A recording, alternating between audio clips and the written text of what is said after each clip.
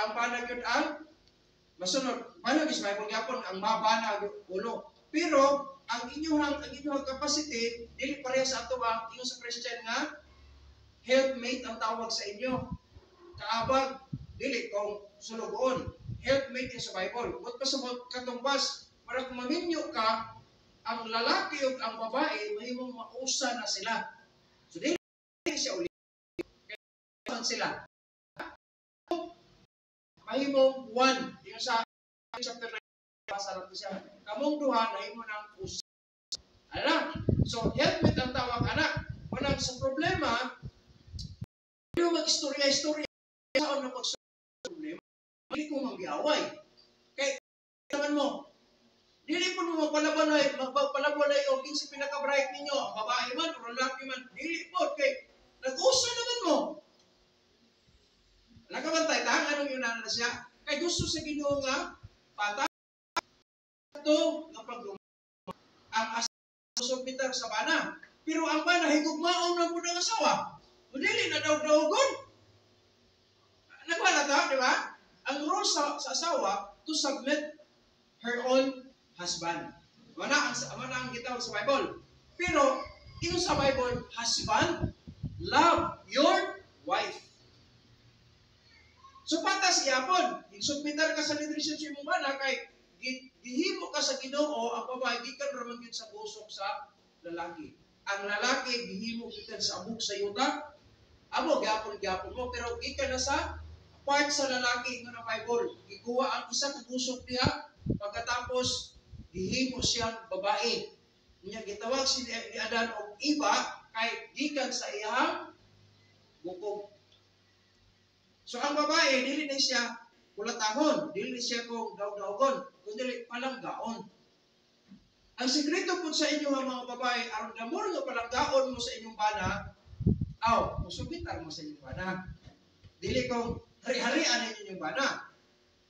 Nasa talata, ang programa sa Ginoo, aron nga damor mo higugmaon mo sa inyong asawa, inyong bana, musubitar mo sa inyong bana. Kung may musubitar, pagpasabot, muhatag ko kag saludo sa otoridad sa imong bana. Sa plano, pwede mo mag-suggest kay helpmate man ka. Pero dili na ikaw may bugo, dato ko graduhan, hindi na magpatuo ka na ko. Wrong. Dili na programa sa Diyos, programa na sa yawa. Pag nakamalinggitin, may grado, di ka masa. O sa like for example, wala gina sa Bible nga imong daog-daogon imong bana, kaya nga naman, wala siya grado. Dili na siya nag-matter. Ang Bible nagsulti, as long he is a man, as long he is a husband, you need to submit your own husband. Mo gina sa Bible. Kung mag-pattern ta sa Bible, kung mag-pattern ta sa kabubuton sa Diyos, dapat lang mag-pattern kita sa kabubuton sa Diyos, nga naman, binuhat rabay ka niya. Diba? Kasagaran sa panimalay karon, gubot, kaya nga noon, wala ta, musunod sa kabubuton sa Diyos. Kaya kung nakatas kabubuton sa Diyos, mo gina ang pattern sa Diyos na ang husband is the head of the family. Wala na nag-matter kung walay grado or naa. No? Ito man na siya or kulot man na siya, ikaw may nagpili ang asawa. Di man kami.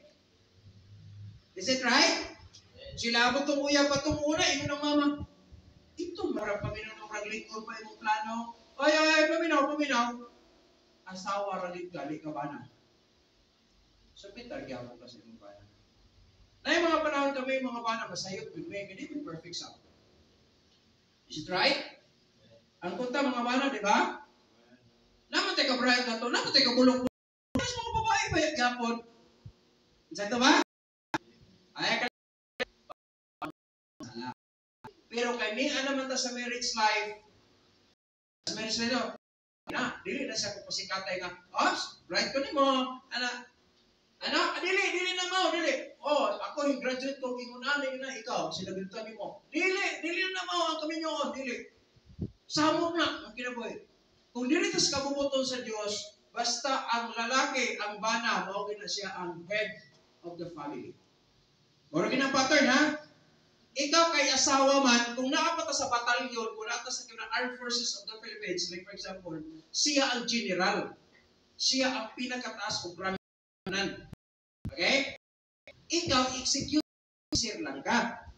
Dili pwede ka mag-general lang ka. Pag wala imong bana, ikaw ang executive officer diha sa imong mga anak o sa tibok imong panamalay. Namoy maid, namoy kuha diha, ikaw diha ang humanage kay ikaw man ang executive officer. Kung sa may executive officer, ikaw ang tigpadagan sa or kanang itong otoridad sa imong bana kay mo may general. Ha? Pag kana mga bata, wala problema, sige, itugtaan ta mo sa inyong papa. Ano na? Huwag pasabot, nag-render kang authority sa imong bana. Ang talagang mo, pagkulit lang sa inyong papa. Ba't hindi mo patungkol ako karon. Diba? Na siyempre kay imong bana, mo man say Chief Executive Officer. Ikaw man ang XO, siya ang CEO. Na kung sa business man siya din ang pinakalabaw. Kaya ganun, CEO man, nagkag-CEO. That is the Chief Executive Officer. Okay? Ikaw, official po gahapon ka. Executive po ka. Pero dala kay Chief. Okay? Muna ang mama. Muna ang pamaagi sa Ginoo aron hapsay ang dagan sa panimalay. Ang mga mama, mga iksod, lipay dito kayo kayo hindi atas Pilipinas. Kaya kung wala pa ka sa Pilipinas o niya wala ka na pareha sa ato ang role, ay pertiluyan mo. Kana mga babae, pagtingkaon, ilahi na, ang usa ka bana dapat mag-maintain og isa lang ka asawa. Ana? Sa Christianity na siya. Nasabta na to? Di isang pagdato ta kayo. Ingyo ng Bible, isa lang yun. Daghan man yun mo niya, lalay pag sinog beauty. Di mo yun pwede mapareha mo beauty tanan. Mga gwapa yun mo tanan. Pero lalay na inyong mga kagwapa. Kini ato mga mata kayo mo girom niya, kini sa tawag kini. Kaya mangutahanan ko rin ng mga mama. Kung naanan mo, kung namin kariba ng mga, di nagugumay, kapungot. Ito ba? Munang di mo sugot ang ginawa na. Munang i-align na to siya. Munang kamong mga mama, bulahan na mo kayo. Kaya naman, naanay guide, gihatag ng Diyos. Naanay guide. Nga naman, aron nga mapundar o maayo ang panimalay. Ano? Tungod kay ang unang gipundar sa Diyos ni kalibutan, pamilya. Amen? Wala pa ang church, wala pa ang government, nanay family. Family yun ang una.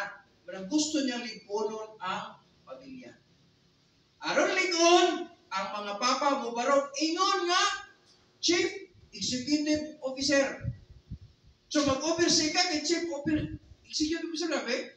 Napagtay bukas. Siyempre, ang executive, gamay na rin itong bukas, gugano na yung mana.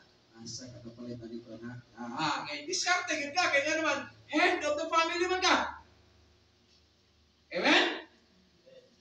Na yung mga instances nga mga asawa na itrabaho. Yes, pero kami na, sa pag kamo ang naka-income o dako, magpabilin din mo executive officer ang bigyan mo.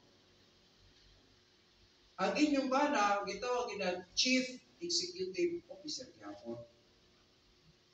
Wala nga, dapat ko mama di ay may son, ang mga mothers, dili di ay tanan sila kanang gawas nun. No? Nani ay Lord, na portion, pinakalabaw nga general, kay Chief Executive Officer ba siya?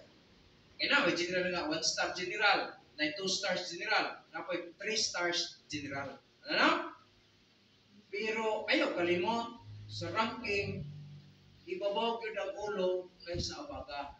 Kung sa tao pa ta, ang asawa, pangabagar kita. Mo, ay pagkapilang. Pangabagar yun mo, kahit executive officer man mo. Diba? Kaya sa research, ang pinakabanha sa balay, dili papa. Si mama. Si mama ang pinakabanha sa balay. Ganong sabak man ang mama. Kay siya man di ay ang executive officer. Pamilya mo! Ikaw na ba yung papa, ha? Nga maglaga mo, alas 6 buntag, sa gabi, pinanalan na, hapon tila, pagkulo yung sukat na si mong papa. Okay, apilaw na po kasama, kaya ikaw man ang executive officer. Huwag mo mo yung mga anak, di ba? Giinom ka na yung mga anak, tanawan. Malaway, gid ka, sap, yaw, gina, to the max. Ingon tong usa ka abogado, kinahanglan ang usa ka babae daw siya, makasulti siya